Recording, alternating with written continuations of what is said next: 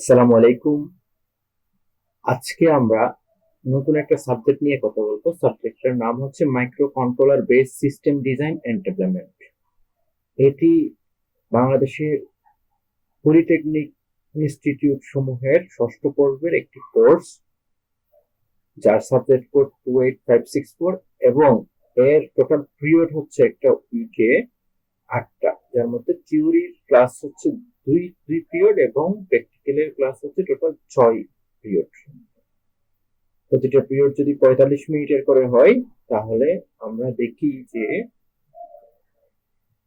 Total 8 পিরিয়ডের class এবং এর ক্রেডিট হচ্ছে 4 ক্রেডিট। এই কোর্সের প্রয়োজনীয়তা, আজকে এই কোর্স সম্পর্কে আমরা নতুন টিউটোরিয়াল শুরু করতে যাচ্ছি। আমি মোহাম্মদ রিয়াজ হোসেন, ইনস্ট্রাক্টর হিসেবে আছি চট্টগ্রাম মহিলা পলিটেকনিক ইনস্টিটিউটে কম্পিউটার সায়েন্স এন্ড টেকনোলজি বিভাগে।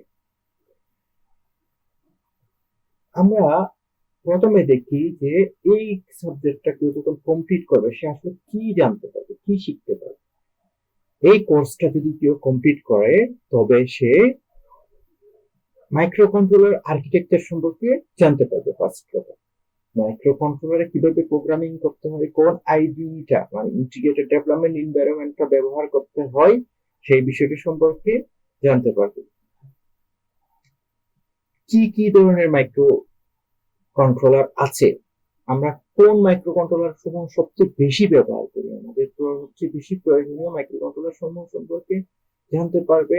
আমাদের স্মার্ট হোম অটোমেশনের জন্য আমরা কিভাবে নতুন প্রজেক্ট ডিজাইন এন্ড ডেভেলপ করতে পারি সেই সম্পর্কে জানতে পারবে। মাইক্রো কন্ট্রোলারের ব্যবহৃত বিভিন্ন সেন্সর এবং অ্যাকচুয়েটর সম্পর্কে জানতে পারবে। তাছাড়া মাইক্রো কন্ট্রোলার এবং এমবেডেড সিস্টেম, বর্তমানে এমবেডেড সিস্টেম ছাড়া কোনো কিছুই চলে না। এর যে একটা গঠন, সেইটা কিভাবে কাজ করছে সেটা সম্পর্কে জানতে পারবে। Analog to digital, digital to analog conversion কিভাবে হয়, অ্যানালগ সিগন্যাল কিভাবে রিসিভ করে, আবার অ্যানালগ ডাটা কিভাবে আউটপুট হিসেবে দেয়। সেই সাথে আমরা দেখতে পারবো যে পালস উইথ মডুলেশন, পিডব্লিউএম যাকে বলা হয়, এই বিষয়গুলো সম্পর্কেও এই এই কোর্স করলে উনি বুঝতে পারবে। তাছাড়া মাইক্রো কন্ট্রোলারে কোনো একটা প্রজেক্ট যখন করবে, সেই প্রজেক্টে কোনো একটা জায়গায় ইরর আসলে, ভুল আসলে, সেটা কিভাবে ট্রাভেল শুট করবে, কিভাবে বের করবে। প্রোগ্রাম করার পর কোনো প্রোগ্রামে কোনো ভুল আসলে সেই ভুলটা কিভাবে সে সংশোধন করতে পারবে, কোন লেখাটা পড়তে পারবে। আচ্ছা, এই বিষয়গুলো সম্পর্কে এই কোর্সে বিস্তারিত আলোচনা হয়। তাছাড়া রিয়েল ওয়ার্ল্ডে কি কি ধরনের ডিভাইস আছে, সেই ডিভাইস গুলো কিভাবে কাজ করে, মাইক্রো কন্ট্রোলারের যে ডেভেলপমেন্ট কিট আছে সেই ডেভেলপমেন্ট কিট গুলো কিরকম, আরো অনেক অনেক অনেক মজার কিছু শিখতে পারবে। আমরা দেখতে পাচ্ছি বর্তমান যুগ এর চেয়ে সামনের যে যুগটা আসবে সেটা অটোমেশনের যুগ হবে, সম্পূর্ণরূপে অটোমেশনের যুগ হবে। কারণ আমরা যে বর্তমানে বিভিন্ন বাসা বাড়িতে বিভিন্ন জায়গায় এমন সব গেট বা এমন কিছু স্থাপন করা হয়, যেটা মানুষ গেলে সেটা অটোমেটিকলি খুলে যায়। যেমন আপনি গাড়ি, আপনার গাড়ি আছে, আপনার গাড়ি গেলে সেন্সরের মাধ্যমে অটোমেটিকলি আপনার গেট খুলে যাবে। আপনার গাড়ি বাসায় ভিতরে প্রবেশ করলো, বাসার এরিয়ার ভিতরে আপনার গেট অটোমেটিকলি বন্ধ হয়ে যাবে। আপনি নিজের রুমের সামনে, বাসার সামনে গেলেন, আপনার চোখ আইরিশ স্ক্যান করে আপনার রুমের দরজা খুলে গেল। ম্যানুয়ালি খোলার ব্যবস্থা থাকবে, কিন্তু অটোমেটেড খোলার ব্যবস্থা থাকবে। তারপর আপনার লাইট, ফ্যান সবকিছু আইওটি মানে ইন্টারনেট অফ থিংস এর মাধ্যমে, আইওটির মাধ্যমে কন্ট্রোল হবে। সেক্ষেত্রে আপনি বাসায় না থাকেন, যেখানে থাকেন না কেন, আপনার লাইট ফ্যান সবকিছু অফ আছে কিনা, অন আছে সেটা চেক করতে পারবেন, অফ না থাকলে অফ করে দিতে পারবেন। আসলে আইওটি, ইন্টারনেট অফ থিংস বিষয়টা হচ্ছে কোন একটা ডিভাইসের সাথে ইন্টারনেটের সংযুক্তি। ইন্টারনেট সংযুক্ত যদি কোনো ডিভাইসে থাকে, আপনি ধরে নেন যে আমার একটা আমার একটা লাইট আছে বা আমার একটা ফ্যান আছে, ফ্যানের সাথে আমি ইন্টারনেটে সংযুক্ত করে দিলাম, একটা ইন্টারনেট কানেক্টিভিটি করে দিলাম, যার মাধ্যমে আমি দূর থেকে মোবাইলের ইন্টারনেটের মাধ্যমে যে কোনো জায়গা থেকে আমি অ্যাক্সেস করে জিনিসটা দেখতে পারলাম যে এই মুহূর্তে এই ফ্যানটার কি অবস্থা, এই মুহূর্তে এই লাইটটার কি অবস্থা। এই বিষয়গুলো কিন্তু এই কোর্স করলে যে কেউ খুব সহজেই শিখতে পারবে, খুব সহজেই জানতে পারবে। এই কোর্সে অনেকগুলো প্রজেক্ট আছে, মোট 24টা প্রজেক্ট আছে এবং অনেক থিওরি আছে, মোট 10টা চ্যাপ্টার আছে থিওরি চ্যাপ্টার। আমরা প্রথমে ফার্স্ট চ্যাপ্টারটা শুরু করব। ফার্স্ট চ্যাপ্টারটা শুরু করার পরে থিওরি চ্যাপ্টার আমরা প্র্যাকটিক্যালে চলে যাব। মোটামুটি কিছু প্র্যাকটিক্যাল করবো, ক্লিয়ার করবো, আবার আমরা থিওরিতে ফিরে আসবো।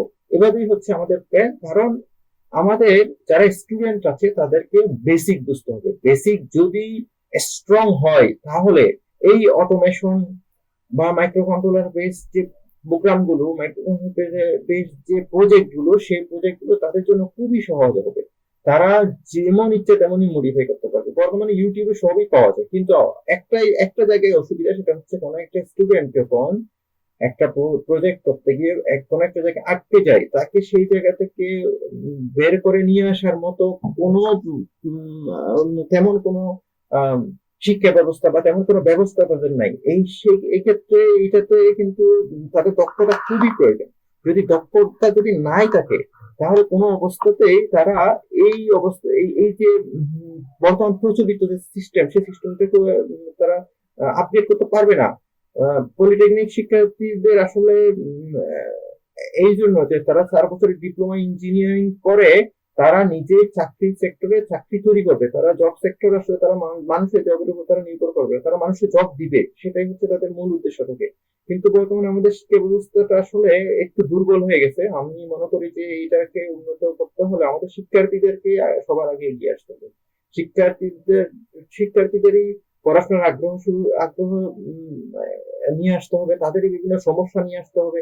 সেই সমস্যা সমূহ সমাধানের জন্য অবশ্যই শিক্ষকরা আছে, তারা সেই সমস্যা সমূহ সমাধান করবে। কোনো শিক্ষক যদি না জানে, সে নিজে শিখে এসে সেটাকে সমাধান করবে। সে এর মাধ্যমে যে একটা শিক্ষক এবং শিক্ষার্থীর মধ্যে সম্পর্ক ভালো হবে এবং তারা অনেক কিছু শিখতে পারবে। আচ্ছা, যাই হোক, অনেক কথাই বলে ফেললাম। আমাদের প্রথম অধ্যায় যেটা আছে থিওরি, সেটা আছে যে ইন্ট্রোডাকশন টু মাইক্রো কন্ট্রোলার। আসলে মাইক্রো কন্ট্রোলার কি, আপনারা তো একদমই নতুন এই কোর্সে, কিন্তু আমি শুরু করছি, এটা একদমই নতুন একটা কোর্স। আপনারা আসলে মাইক্রো কন্ট্রোলার সম্পর্কে তেমন কিছুই জানেন না। আসলে মাইক্রো কন্ট্রোলার কি, আমি একদম ফার্স্ট বেসিক থেকে শুরু করছি। মাইক্রো কন্ট্রোলার আসলে বিষয়টা কি, যার জন্য আমি একটা স্লাইড তৈরি করে রেখেছি। প্রথম প্রশ্ন হচ্ছে যে মাইক্রো কন্ট্রোলারটা আসলে কি, এর ব্যবহার কি। মাইক্রো কন্ট্রোলার এর মূল বিষয় আমরা নামের মধ্যে থেকে পাই, মাইক্রো এবং কন্ট্রোলার। মাইক্রো মানে খুবই ছোট, এবং কন্ট্রোলার মনে হচ্ছে যা দিয়ে কন্ট্রোল করে। এটি মূলত একটা ছোট প্রোগ্রামেবল আইসি বা চিপ বা ছোট চিপ বলা যেতে পারে। এই চিপকে একটা সিঙ্গেল চিপ মাইক্রো কম্পিউটার নামে পরিচিত অনেক সময়। এই সিঙ্গেল চিপ মাইক্রো কম্পিউটার বা ছোট কম্পিউটারের মধ্যে কি থাকে, প্রসেসর থাকে, র্যাম থাকে, মেমোরি, ইনপুট আউটপুট প্রান্ত, একই সাথে থাকে। তাহলে এইটা একটা, আমরা এই জন্য বলছি যে এটা সিঙ্গেল চিপ মাইক্রো কম্পিউটার, কারণ এতে কম্পিউটারের মতোই প্রসেসর থাকে, কম্পিউটারে যেমন র্যাম থাকে এটাতেও র্যাম থাকে, কম্পিউটারে যেমন মেমোরি ইনপুট আউটপুট থাকে, মাইক্রো কন্ট্রোলারের মধ্যেও মেমোরি ইনপুট আউটপুট প্রান্ত থাকে। এই যে এই চিত্রটা একটা মাইক্রো কন্ট্রোলারের চিত্র। এই মাইক্রো কন্ট্রোলারের ভিতরে ডিজিটাল টু অ্যানালগ কনভার্সন থাকে, ইনপুট আউটপুট ব্যবস্থা থাকে, রম এর ব্যবস্থা থাকে, সিপিইউ ব্যবস্থা থাকে, একটা সেন্ট্রাল প্রসেসিং ইউনিট থাকে, র্যাম থাকে, ক্লক থাকে, অ্যানালগ টু ডিজিটাল থাকে। মোটামুটি এইগুলো যদি থাকে, ইনপুট আউটপুট এবং প্রসেস, যেটাকে আমরা বলি আইপিও প্রসেস, কম্পিউটার যেভাবে কাজ করে ঠিক ওভাবেই মাইক্রো কন্ট্রোলার কাজ করতে পারে। মাইক্রো কন্ট্রোলারের এই যে র্যাম, সিপিইউ, ইনপুট আউটপুট, এগুলো একটু সীমিত আকারে থাকে, কিন্তু আমাদের কম্পিউটারে এই জিনিসগুলো বৃহৎ আকারে থাকে, যার মাধ্যমে আমরা কম্পিউটারের মাধ্যমে অনেক বড় বড় কাজ করতে পারি। কিন্তু আমাদের যে মাইক্রো কন্ট্রোলার, এটা আসলে কোনো একটা স্পেসিফিক কাজ করার জন্য ডিজাইন। যেমনটা আপনি ধরে নিতে পারেন, আপনার একটা মাইক্রোওয়েভ ওভেন আছে, এই মাইক্রোওয়েভ ওভেনকে যে হিটিং সিস্টেম, সে যে একটা নির্দিষ্ট টেম্পারেচার পর্যন্ত হিট দিতে পারে, আমরা যতটুকু তাকে ইনস্ট্রাকশন দিই, সে অতটুকু পর্যন্ত ইনস্ট্রাকশন নিয়ে সে হিট করতে পারে। এটা আসলে একটা মাইক্রো কন্ট্রোলারের মাধ্যমে কাজ করে। এখানে কিন্তু কোনো কম্পিউটার বসানো নেই, কিন্তু এখানে একটা সিঙ্গেল চিপ মাইক্রো কম্পিউটার বসানো আছে, যেটাকে আমরা বলি মাইক্রো কন্ট্রোলার। বিষয়টা হচ্ছে আসলে এই ধরনের। আমরা সামনের দিকে আগাই। মাইক্রো কন্ট্রোলার হচ্ছে মোটামুটি 2 ধরনের ভাগ আছে এর মধ্যে। একটা ইউনিটের নাম হচ্ছে কন্ট্রোল ইউনিট, যা সে কন্ট্রোল করবে, আর একটা হচ্ছে এক্সিকিউশন ইউনিট। কন্ট্রোল ইউনিটের মূল কাজ হচ্ছে মেমোরি থেকে সে ডেটা আনবে, সেই মেমোরি থেকে কিছু ডেটা নিয়ে আসবে। আগে থেকে সেই ইউনিটটা আসলে ডেভেলপ করা থাকে। এক্সিকিউশন ইউনিট মানে হচ্ছে এই ইউনিটটা যে তাকে যে ইনস্ট্রাকশন সমূহ দেওয়া হবে বা আগে থেকেই দেওয়া আছে সেই কাজটা সে বারবার করতে থাকবে, রান করতে থাকবে। এটাই হচ্ছে মাইক্রো কন্ট্রোলারের দুইটা ভাগ, একটা হচ্ছে কন্ট্রোল ইউনিট আর একটা হচ্ছে এক্সিকিউশন ইউনিট। এক্সিকিউশন মানে আমরা আগেই জানি কোনো কাজকে সম্পন্ন করা, এটাই কাজকে সম্পন্ন করতে কাজ করে, এবং কন্ট্রোল ইউনিটটা সম্পূর্ণ প্রসেসটাকে কন্ট্রোল করার জন্য কাজ করে, এবং এই বিষয়টা থাকে র্যাম এবং রম এর মাধ্যমে হয়। মেমোরি থেকে ডাটাগুলো সে রিড করে এবং সে পরবর্তীতে ইনস্ট্রাকশন সমূহকে এক্সিকিউট করে। মাইক্রো কন্ট্রোলারের যে ব্যবহার আছে সেই ব্যবহার যদি আমরা দেখতে চাই, যে বর্তমান যে আধুনিক যন্ত্র সমূহ ব্যবহৃত হয়, যেমন আমরা ধরি যে washing machine, microwave oven, super মার্কেটের যে ক্যাশ রেজিস্টার, ওজন মাপার যন্ত্র, শিল্প কারখানায় যে দেওয়া আছে automatic pump control, optical module, optical networking, এই বিষয়গুলো, বাসা বাড়িতে ওভেন, এসির তাপমাত্রা নিয়ন্ত্রণ মানে এসির মধ্যে যে টেম্পারেচার যে কন্ট্রোলিং সিস্টেম, ওয়াশিং মেশিন, অফিসের ফটোকপি মেশিন, লিফট, আমরা যে লিফট ব্যবহার করি, লিফটের মধ্যে সে কত তলায় যাচ্ছে, কত তলাতে কত তলায় যাবে, কতক্ষণ থামবে, সে তার যে সেন্সর কাজ করবে, যদি মানুষের যদি কোনো কোনো অবস্থান থাকে, কেউ যদি হাত দেয় তাহলে সে দরজাটা খুলে যাচ্ছে, বেঁধে যাচ্ছে, আবারও একটু পরে আবারও বেঁধে যাচ্ছে, এগুলো সেন্সরের মাধ্যমে কাজ করে। এখানেও কিন্তু মাইক্রো কন্ট্রোলার আছে। প্রিন্টারে আছে মাইক্রো কন্ট্রোলার, অনেক অনেক প্রিন্টার আছে, একই সাথে প্রিন্ট করে, ফটোকপিও করে, স্ক্যানও করতে পারে। তারা কোন ইনস্ট্রাকশনটা আগে নিচ্ছে, কোনটা পরে নিচ্ছে, কিভাবে এক্সিকিউট করতেছে, সবকিছু আসলে মাইক্রো কন্ট্রোলারের মাধ্যমে নিয়ন্ত্রিত হয়। এছাড়া বাচ্চাদের যে বর্তমানে যে খেলনা আছে, যেমন যে খেলনাগুলো আপনার ড্রোন আছে, মানে বিমান আছে, টেলিভিশনে যে টেলিভিশনের মধ্যেও আছে, আমাদের মিউজিক্যাল ইনস্ট্রুমেন্টের মধ্যে আছে যে ইনস্ট্রুমেন্ট গুলো বাজে, হাসপাতালে বিভিন্ন ডিভাইস আছে, সেই ডিভাইস গুলোতে আমাদের মাইক্রো কন্ট্রোলারের ব্যবহার হয়। তার মানে আমরা বুঝতে পারছি মোটামুটি যে ডিভাইস গুলো আমাদের চারপাশে আছে, যেগুলো অটোমেটেড, স্বয়ংক্রিয়ভাবে কোনো না কোনো কাজ করতে পারে, তার মধ্যেই মাইক্রো কন্ট্রোলার আছে। এখন এইটা যদি একটা মাইক্রো কন্ট্রোলার হয়, এখানে কিছু এক্সাম্পলের ছবি দেওয়া আছে, যেমন এটা একটা রোবটের মধ্যে মাইক্রো কন্ট্রোলার আছে, গাড়িতে মাইক্রো কন্ট্রোলার আছে, এটা একটা অসিলোস্কোপ আছে, এখানে হচ্ছে সে ফিজিক্যাল ফিটনেস করতেছে, প্র্যাকটিস করতেছে সে, এর মধ্যে রানিং সিস্টেম আছে এটা, এর মধ্যে আছে এটা মোবাইলে বা এটা ওয়েদার যে ফোরকাস্ট করতেছে সেটাতে আছে, এটা অ্যাভো মেশিন বলা হয়, মাল্টিমিটার, এটাতে আছে।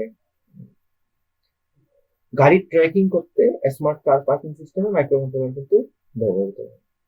আমরা গাড়ি কোথায় আছে, যাদের গাড়ি আছে তারা নিশ্চয়ই জানে যে গাড়িটা এই মুহূর্তে কোথায় আছে, তারা মোবাইল থেকে দেখতে পারে, বিশেষ করে একটু কোন জায়গায় গেছে, ড্রাইভার কোনো অন্য কোনো জায়গায় নিয়ে গেল কিনা, স্মার্ট পার্কিং সিস্টেম বা কোথায় পার্কিং করা যাবে, কোন জায়গায় পার্কিং আছে, এই বিষয়গুলো নিয়ে মাইক্রো কন্ট্রোলার কন্ট্রোল করতে হয়। মোটামুটি এই যে বিষয়গুলো বললাম, এগুলো কিন্তু বর্তমান যুগে এগুলোর ব্যবহার দিন দিন বেড়েই যাচ্ছে, অনেক বেশি বেড়ে যাচ্ছে।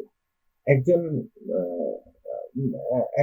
একটা গ্রাহক, কাস্টমার তার নিজের গাড়ি ট্র্যাকিং করার জন্য সে অনেক টাকা দিতে রাজি আছে। সে সাথে কোন একজন তার বাড়িকে হোম অটোমেশনের আওতায় নিয়ে এসে তার যে লাইট, ফ্যান, পানির ট্যাপ থেকে শুরু করে সবকিছু যদি ইন্টারনেট আইওটির মাধ্যমে কন্ট্রোল করতে হয়, সেইটার জন্য কয়েক লক্ষ থেকে কয়েক লক্ষ বা হাজার বা কোটি টাকাও খরচ করতে রাজি আছে অনেকে। দেখা যাচ্ছে সম্পূর্ণ একটা বিল্ডিং, সম্পূর্ণ একটা প্রতিষ্ঠান হলে যেতে পারে, সেটা হোক যে হাসপাতাল হোক, সেটা হোক যে কোনো কমার্শিয়াল বিল্ডিং হোক, সেটা সম্পূর্ণ কন্ট্রোল যদি আইওটি ডিভাইসের মাধ্যমে করতে চাই, সেক্ষেত্রেও দেখা যাচ্ছে সেক্ষেত্রেও দেখা যাচ্ছে মাইক্রো কন্ট্রোলার প্রচুর ব্যবহার আছে। এখন মাইক্রো কন্ট্রোলার আমরা প্রকারভেদে যদি আসি, মাইক্রো কন্ট্রোলার আসলে বিভিন্ন ভিত্তির উপর ভিত্তি করে প্রকারভেদ করা যায়। সেই ভিত্তিগুলো আসলে কি আমরা জানবো, সেটা হচ্ছে মেমোরি ডিভাইসের কোথায় সংযুক্ত আছে, মেমোরি কি ভিতরে আছে না মেমোরিটা বাইরে আছে, মাইক্রো কন্ট্রোলারের ভিতরে ভিতরে কি মেমোরি আছে না বাইরে মেমোরি আছে, সেটার উপর ভিত্তি করে এটা দুই প্রকার, একটা হচ্ছে ইন্টারনাল আর একটা হচ্ছে এক্সটার্নাল। ইন্টারনাল মানে হচ্ছে মেমোরিটা মাইক্রো কন্ট্রোলারের ভিতরে আছে, এবং এক্সটার্নালটা হচ্ছে মেমোরিটা মাইক্রো কন্ট্রোলারের বাইরে আছে। তারপর প্রসেসিং ওয়ার্ডের আকারের উপর ভিত্তি করে মাইক্রো কন্ট্রোলার চার প্রকার। প্রসেসিং ওয়ার্ডের উপর ভিত্তি করে মাইক্রো কন্ট্রোলার যে চার প্রকার, এটাই আসলে মাইক্রো কন্ট্রোলারের মূল প্রকার বলা যেতে পারে। এখানে অন্যান্য প্রকারভেদ গুলো হচ্ছে এই প্রকারভেদটা সবচেয়ে গুরুত্বপূর্ণ প্রকারভেদ। এটা হচ্ছে 4 বিটের মাইক্রো কন্ট্রোলার, 8 বিটের মাইক্রো কন্ট্রোলার, 16 বিটের মাইক্রো কন্ট্রোলার, 32 বিটের মাইক্রো কন্ট্রোলার। এদের মধ্যে পার্থক্য একটাই, 4 বিটের যে মাইক্রো কন্ট্রোলার সেটা হচ্ছে 8 বিটের যে মাইক্রো কন্ট্রোলার সেটা বেশি পাওয়ারফুল, 8 বিটের মাইক্রো কন্ট্রোলার থেকে 16 বিটের মাইক্রো কন্ট্রোলার সেটা বেশি পাওয়ারফুল, 16 বিট থেকে 32 বিটের মাইক্রো কন্ট্রোলার পাওয়ারফুল। আমরা সাধারণত বিট গুলা হিসাব করি 2 টু দি পাওয়ার দিয়ে। 2 টু দি পাওয়ার 4 বিট মানে কত? 2 টু দি পাওয়ার 2। 8 বিট মানে কি? 2 টু দি পাওয়ার 3। 16 বিট মানে 2 টু দি পাওয়ার 4 এবং 32 বিট মানে 2 টু দি পাওয়ার 5।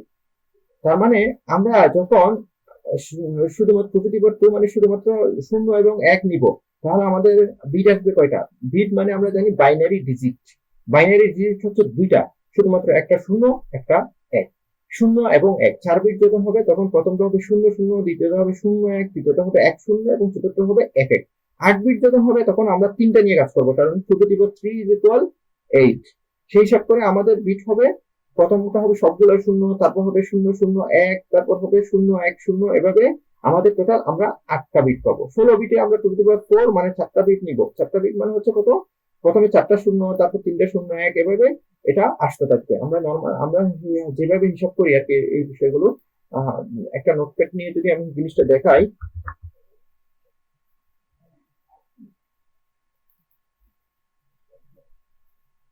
একটা নোটপ্যাড আমি নিলাম, নোটপ্যাড নিয়ে আমি জিনিসটা দেখাই, 3 বিটের জন্য দেখাই। তাহলে 3 বিটে প্রথমটা 0 হবে, তারপর হবে 0 0 1, তারপর হবে, তাহলে জানি 2 to the power 3 is equal কত? 8। তাহলে এখানে টোটাল 8টা বিট হবে। 2 to the power 3 is equal 8, total 8টা বিট হবে। 8টা বিটের ক্ষেত্রে প্রথম 4টা বিটে প্রথম ডিজিটটা 0 হবে,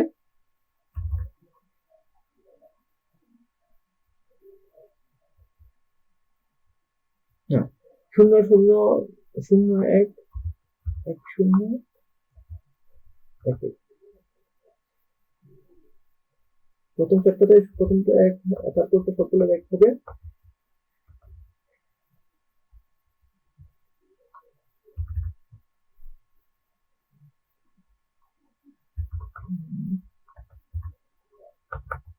তাহলে আমি 2 টু দি পাওয়ার 3 এর জন্য যে 8টা বিট পেলাম, তাহলে এখানের এই 8 বিটের যে মাইক্রো কন্ট্রোলার আছে এই মাইক্রো কন্ট্রোলারটা টোটাল 8 বিটের যে কোনো কিছু রিড করতে পারে এবং যে কোনো ডাটাকে রাইট করতে পারে।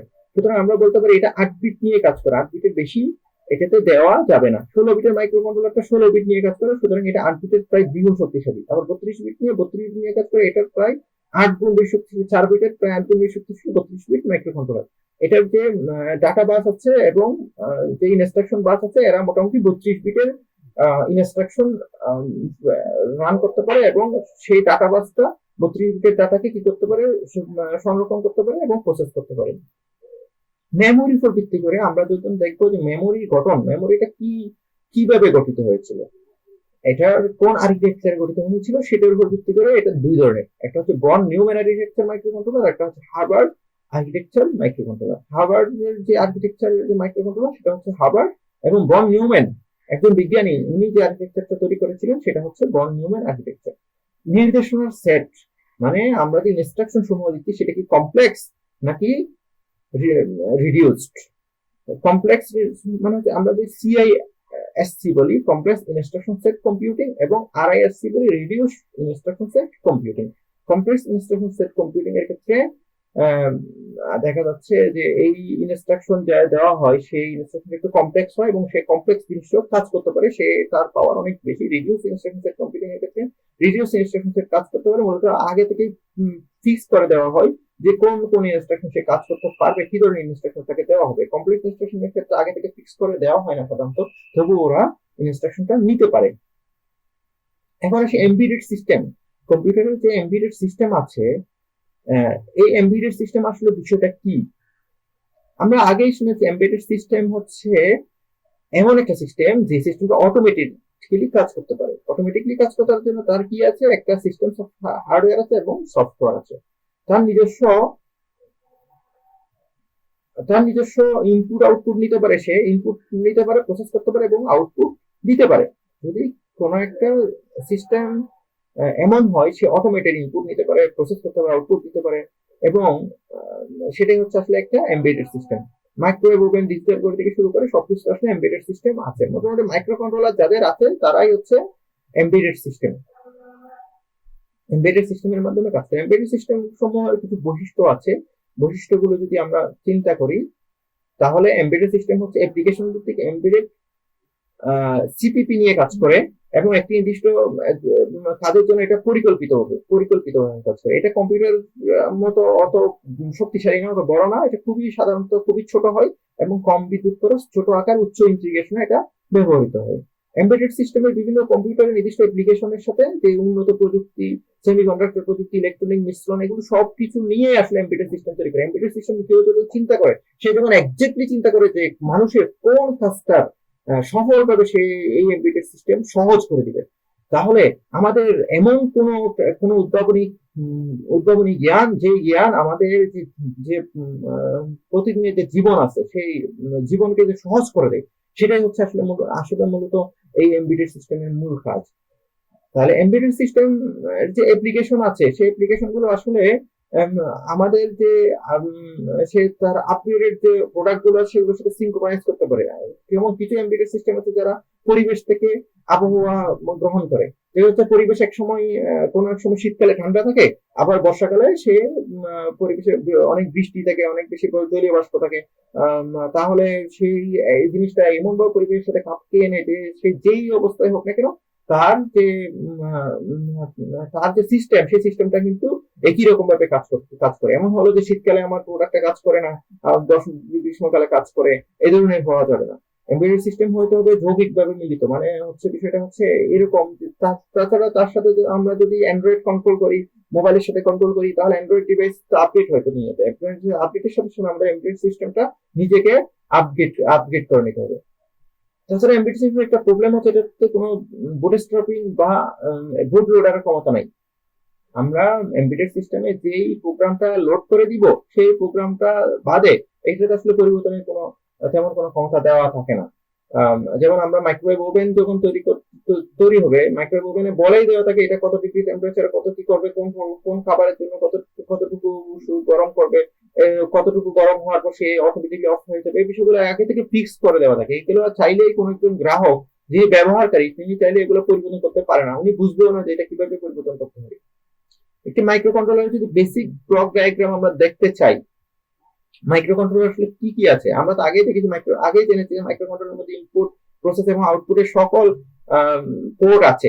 এই মাইক্রো কন্ট্রোলার বিভিন্ন মৌলিক অংশ যদি আমরা দেখি, তাহলে আমরা দেখতে পাবো এক পাশে আছে সিপিইউ আছে, টাইমিং এন্ড কন্ট্রোল ইউনিট আছে, অসিলেটর সার্কিট আছে, তারপর আছে অ্যানালগ টু ডিজিটাল চ্যানেল আছে, টাইমার অথবা কাউন্টার আছে, প্রোগ্রামটা কতবার চলবে, কতবার রান হচ্ছে সেই বিভিন্ন কাউন্ট করতে পারবে। ইন্টারাপ্ট লজিক আছে, বিভিন্ন ধরনের ইন্টারাপ্ট আছে, ইন্টারাপ্ট সমূহ কিভাবে হচ্ছে, কেন হচ্ছে, সেটার জন্য ইন্টারাপ্ট আছে। পালস উইড মডুলেশনের ওপি আছে, তারপর আছে ডিজিটাল টু অ্যানালগ কনভার্সন আছে, তারপর ইনপুট আউটপুট এবং প্যারালাল এবং সিরিয়াল পোর্ট সমূহ আছে। এই পাশে আছে র্যাম, রম, ইপি রম গুলো আছে, random access memory, read only memory. এর মধ্যে র্যান্ডম অ্যাক্সেস মেমোরি আমরা তো জানি অলরেডি যে একটা হচ্ছে ভোলেটাইল, র্যাম হচ্ছে ভোলেটাইল, সেই ইলেকট্রিসিটি চলে গেলেই সে ভুলে যায় যে তার মধ্যে কি আছে, তার মেমোরি ভুলে যায়, মুছে যায় একদমই। আবার রম হচ্ছে সেটা মুছে না, সেটাতে রম এবং ইপি রম আসলে এই এর মধ্যেই যে প্রোগ্রাম গুলো ইনবিল্ট করে দেওয়া থাকে, এগুলো রম এবং ইপি রম এর মধ্যেই দেওয়া থাকে। তাছাড়া রেজিস্টার আছে, মেমোরি আছে। রেজিস্টার আমরা তো জানি যে রেজিস্টার হচ্ছে কি এক ধরনের মেমোরি। এটা খুবই স্বল্প সময়ের জন্য কোনো ডাটা জমা রাখতে পারে। আমাদের অন্যান্য যে ডিভাইসের মতো এখানে কিছু ফাংশনাল ব্লক আছে, এডিশনাল ডিভাইস বা এই বিষয়গুলো আছে। মোটামুটি মাইক্রো কন্ট্রোলারের যে প্রাথমিক কাঠামো চিত্র এটা হচ্ছে এরকমই। Input output, parallel port, DSP, IDC, oscilloscope, CPU, timer, interrupter, RAM, ROM. এই পাশ থেকে পিসিসি নেই, পিসিসি জানি যে আমরা ফাস্ট বোর্ড, আবার আর পাশে গ্রাউন্ড নেই। গ্রাউন্ড হচ্ছে এটা হচ্ছে একটা এখানে কোনো ইলেকট্রিসিটি থাকে না আর কি। এই পিসিসি সাধারণত আমরা 5 থেকে 12 ভোল্ট দিতে পারি। সিপিইউ, এখানে যে সিপিইউ থাকে এটা মূলত সেন্ট্রাল প্রসেসিং ইউনিট, যেটার মধ্যে এরিথমেটিক লজিক ইউনিট থাকে, ফ্ল্যাগ থাকে, আবার বিভিন্ন পয়েন্টার গুলো থাকে। আমরা তো জানি যে বিভিন্ন ধরনের ফ্ল্যাগ আছে, জিরো ফ্ল্যাগ আছে, বিভিন্ন ধরনের পয়েন্টার আছে, স্ট্যাক পয়েন্টার আছে, তারপরে ডাটা আছে, বিভিন্ন ধরনের ডাটা বাস গুলো আছে। এই এগুলো সাধারণত সিপিইউর মধ্যে থাকে। র্যাম হতে ইনস্ট্রাকশনকে ইনস্ট্রাকশন রেজিস্টারে স্থানান্তরিত করে। এটা র্যাম হতে ইনস্ট্রাকশনকে ইনস্ট্রাকশন রেজিস্টারে স্থানান্তরিত করে, যেহেতু র্যান্ডম অ্যাক্সেস মেমোরির মধ্যে ইলেকট্রিসিটি আসলেই বিভিন্ন ধরনের মেমোরিতে থাকে। মেমোরি ক্ষেত্রে দেখা যাচ্ছে এটা আসলে বিভিন্ন ধরনের যেখানে র্যাম এবং রম হচ্ছে এটার মূল মেমোরি। র্যাম হলো অস্থায়ী মেমোরি, যা আমি অলরেডি বলেছি যে বিদ্যুৎ সরবরাহ বন্ধ হয়ে গেলে মুছে যায়, এবং রমে ডাটা কিন্তু স্থায়ীভাবে থাকে। ইনপুট আউটপুট পোর্ট গুলো বিভিন্ন ধরনের ইনপুট আউটপুট নিতে পারে। ইনপুট আউটপুটের মধ্যে আমাদের সবচেয়ে চিন্তা করতে হবে যে ইনপুট কিন্তু অ্যানালগ হতে পারে, ডিজিটাল হতে পারে, আউটপুট অ্যানালগ হতে পারে, ডিজিটাল হতে পারে। এখানে এই সিপিইউ এই মাইক্রো কন্ট্রোলার গুলোতে ইনপুট এবং আউটপুট অ্যানালগ এবং ডিজিটাল সাধারণত ফিক্স করা থাকে, যে এই পিনে অ্যানালগ হবে, এই পিনে ডিজিটাল হবে। এখানে পোর্ট গুলো সাধারণত দুই ধরনের পোর্ট থাকে, যেমন সিরিয়াল পোর্ট এবং প্যারালাল পোর্ট। সিরিয়াল ডাটা কমিউনিকেশনের জন্য সিরিয়াল পোর্ট ব্যবহার করে এবং প্যারালাল ডাটা কমিউনিকেশনের জন্য প্যারালাল পোর্ট ব্যবহার করে। টাইমার এবং কাউন্টার, আমরা যদি টাইমার এবং কাউন্টার দেখি, ম্যাক্সিমাম যন্ত্রের সাথে টাইমার এবং কাউন্টার বিষয়টা থাকে। মাইক্রো কন্ট্রোলারের ক্ষেত্রে একের বেশিও টাইমার থাকতে পারে। এটি মূলত নির্ধারণ করে যে কত সময় ধরে প্রোগ্রামটা চলবে, কত সময় সে ডিলে করলো, বা ডিলের মধ্যে কত সময় সে অপেক্ষা করলো। সাধারণত এগুলো মিলি সেকেন্ডে হিসাব করা হয়। 1000 মিলি সেকেন্ড মানে 1 সেকেন্ড। সেই হিসাব করে 1000 মিলি সেকেন্ড হিসেবে 1 সেকেন্ড হিসাব করতে গেলে 1000 মিলি সেকেন্ড, 2 সেকেন্ড কিন্তু 2000 মিলি সেকেন্ড এভাবে হিসাব করতে হয়। এটির প্রধান কাজ ফ্রিকোয়েন্সি, ক্লক ফাংশন, এগুলো সাধারণত 8 বিট বা 16 বিট রেজিস্টারের জন্য এই টাইমার বা কাউন্টারটা বেশি ব্যবহৃত হয়। ফ্রিকোয়েন্সি এবং ক্লক ফাংশন এটা পরিমাপ করে। Analog to digital, digital to analog conversion এবং অ্যানালগ টু ডিজিটাল কনভার্সন। আপনারা নাম শুনে বুঝতে পারছেন, এটি ডিজিটাল ডাটাকে অ্যানালগ ডাটায় কনভার্ট করবে, এটা অ্যানালগ ডাটাকে ডিজিটাল ডাটায় কনভার্ট করবে। এর মধ্যে দুটো এডিসি এবং ডিএসি এই দুটা কনভার্টার থাকে। ইন্টারাপ্ট কন্ট্রোলার, এটি প্রোগ্রাম চলাকালে যে স্বাভাবিক যে একটা স্বাভাবিক প্রবাহকে যে বাধাগ্রস্ত করে অন্য একটা কাজ করাকে ইন্টারাপ্ট বলা। সাধারণত ভাবে আমরা যে ইন্টারাপ্টের মূল কাজগুলো করি সেটা ইন্টারাপ্ট ইন্টারাপ্ট বিষয়টা কি? আমরা একটা কাজ করি, কাজ করার সময় যদি কেউ কোনো থেকে বাধাগ্রস্ত হই, তাহলে আমরা সেই কাজের যেখান থেকে শুরু করছিলাম সেখানে গিয়েই আবার শুরু করি। সাধারণত আমি একটা জায়গায় রাস্তা দিয়ে যেতে চাই, আমার ডেস্টিনেশন হচ্ছে একটা ব্যাংকে যাওয়া, কিন্তু দেখি আমি কিছু দূর যাওয়ার পর রাস্তাটা বন্ধ। আমার গাড়ি করে আমি গাড়িটা ঘুরিয়ে আমি যে রাস্তা দিয়ে যেতে পারি সেই রাস্তা দিয়ে আমি আগের জায়গায় চলে যাবো। বিষয়টা হচ্ছে এখন একটা এরকম ইন্টারাপ্ট কন্ট্রোলার। যদি একটা কোনো প্রোগ্রামের সাবেক কাজে বাধাপ্রাপ্ত হয়, তখন সেই প্রসেসটা আবারও মূল প্রোগ্রামে যে প্রিভিয়াস জায়গায় ফিরে আসে। এটাই হচ্ছে ইন্টারাপ্ট কন্ট্রোলার। ওয়াচডগ টাইমার আছে। ওয়াচডগ টাইমার হচ্ছে মাইক্রো কন্ট্রোলার যে একটা জটিল নিরাপত্তা ব্যবস্থার যে ব্যবহার হয়, এটা ওয়াচডগ টাইমারের মধ্যে ব্যবহার হয়। মাইক্রো কন্ট্রোলার যখন কাজ করতে থাকে তখন বিভিন্ন অবস্থায় ত্রুটির কারণে যে হার্ডওয়্যার অপারেশন অনেক সময় ব্যাহত হতে পারে। যে হচ্ছে কোনো একটা জায়গায় কোনো একটা কারণে কোনো একটা আইসি, কোনো একটা পোর্ট কাজ করতেছে না, কোনো একটা পিন কাজ করতেছে না। এই মুহূর্তে ওয়াচডগ টাইমার এই বিষয়টাকে পর্যবেক্ষণ করবে এবং হার্ডওয়্যারকে কোনো সমস্যা হলে সেই স্বয়ংক্রিয়ভাবে সেই রিসেট করবে, কোনো অন অফ অন করে দিবে এবং মাইক্রো কন্ট্রোলারটাকে আবার সচল করার চেষ্টা করবে। এখন আসি মাইক্রো প্রসেসর। মাইক্রো প্রসেসর বিষয়টা কি?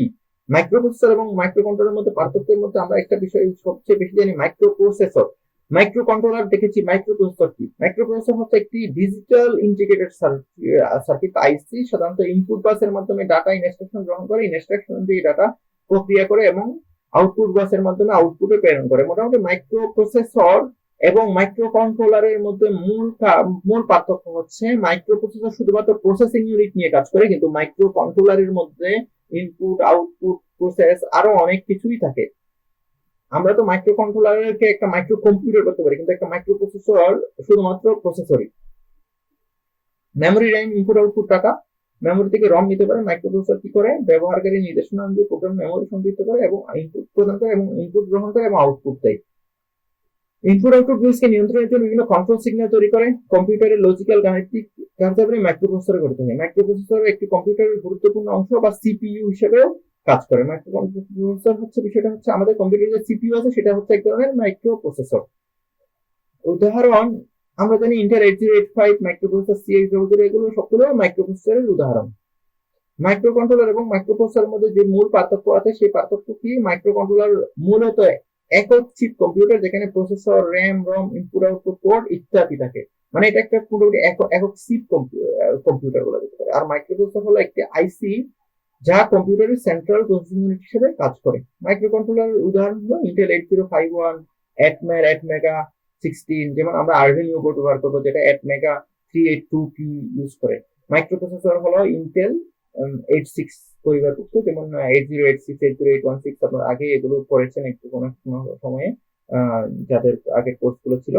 মাইক্রো কন্ট্রোলারের বিভিন্ন পূর্ণাঙ্গ প্রসেসর থাকে, যেমন র্যাম থাকে, রম থাকে, ইনপুট আউটপুট থাকে। কিন্তু মাইক্রো প্রসেসর ভিতরে এগুলো এভাবে পূর্ণাঙ্গ পোর্ট হিসেবে থাকে না, এগুলো থাকে অ্যারিথমেটিক লজিক ইউনিট হিসেবে থাকে। এগুলোকে পরবর্তী কন্ট্রোল করার জন্য আরো কিছু দরকার হয়, একুমুলেটর প্রোগ্রাম, কাউন্টার প্রোগ্রাম, এই জিনিসগুলো থাকে। মাইক্রো কন্ট্রোলারের কিছু জনপ্রিয় ব্র্যান্ড আছে, যেমন মাইক্রোচিপ, পিআইসি আছে, আরডিনিও আছে, যেটা এভিআর দিয়ে তৈরি, অ্যাটমেল আছে, তোশিবা, স্যামসাং, ইন্টেল, অনেক কিছু মাইক্রো কন্ট্রোলার আছে। আমরা এখানে একটু যাই। এমবেডেড সিস্টেম এবং কম্পিউটার এবং এমবেডেড সিস্টেমের মধ্যে একটা পার্থক্য আছে। কম্পিউটার কাজ করার জন্য মানুষের ইন্টারাকশন প্রয়োজন হয়, এমবেডেড সিস্টেম কাজ করার জন্য মানুষের ইন্টারাকশনের কোনো প্রয়োজন হয় না। এর দুই ধরনের হার্ডওয়্যার এবং সফটওয়্যার আছে, তিন ধরনের আছে হার্ডওয়্যার, ফার্মওয়্যার এবং সফটওয়্যার। ফার্মওয়্যার সাধারণত যেটা আগে থেকেই দিয়ে দেওয়া হয়, ফার্ম থেকেই যে সফটওয়্যারটা দিয়ে দেওয়া হয় সেটা হচ্ছে ফার্মওয়্যার, এটাকে কেউ পরিবর্তন করতে পারে না সহজে। এমবেডেড সিস্টেমের তুলনায় এর গঠন অনেক বেশি জটিল, কিন্তু কম্পিউটারের তুলনায় জটিলতা, এমবেডেড সিস্টেমের জটিলতা অনেক কম। ডাটার জমা রাখার জন্য অনেক বেশি মেমোরি সাইজ আছে, যেমন র্যাম অনেক বেশি, রম অনেক বেশি, হার্ড ডিস্ক বেশি, মেমোরি সাইজ মোটামুটি খুবই ছোট, কারণ আমরা খুব ছোট কাজ করার জন্য।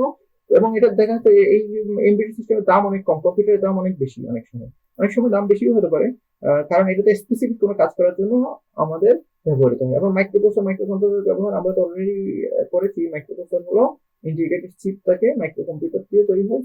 আবার মাইক্রো কন্ট্রোলার হলো সিঙ্গেল চিপ মাইক্রো কম্পিউটার। এটা জাস্ট একটা মাইক্রোপ্রসেসর কম্পিউটারের সিপিইউ আর কি বলা যেতে পারে। মাইক্রোপ্রসেসর সম্পূর্ণ কাজ অতিরিক্ত ডিভাইসের প্রয়োজন হয়। অতিরিক্ত ডিভাইস বলতে গেলে হচ্ছে আমাদের কিবোর্ড প্রয়োজন হলো, আমাদের দেখার জন্য মনিটর প্রয়োজন হলো, মাউস প্রয়োজন হলো, কিন্তু এই ক্ষেত্রে কিন্তু অতিরিক্ত এমন কোনো ডিভাইসের প্রয়োজন হয় না, এর মধ্যেই সবই আছে, ইনপুট আউটপুট প্রসেস। মাইক্রোপ্রসেসর ভিত্তিক কম্পিউটার সাধারণত মাল্টি চিপ কম্পিউটার হয়, এটা সিঙ্গেল চিপ হয়। এটার কোনো এক হচ্ছে উদাহরণ আছে, এটা আমরা আগে পড়েছি, এটা কিন্তু উদাহরণ আছে যেমন পিআইসি, অ্যাটমেগা তৈরি, এর মধ্যে পিএইচডি টা সবচেয়ে গুরুত্বপূর্ণ, অ্যাটমেগা 3283, এটা তো আমরা অলরেডি ব্যবহার করি আরডিনিও পড়ে। ধন্যবাদ সবাইকে, আজকে এতটুকুতে আমি শেষ করলাম। আগামী দিন আমরা ল্যাব শুরু করবো। আসসালামু আলাইকুম।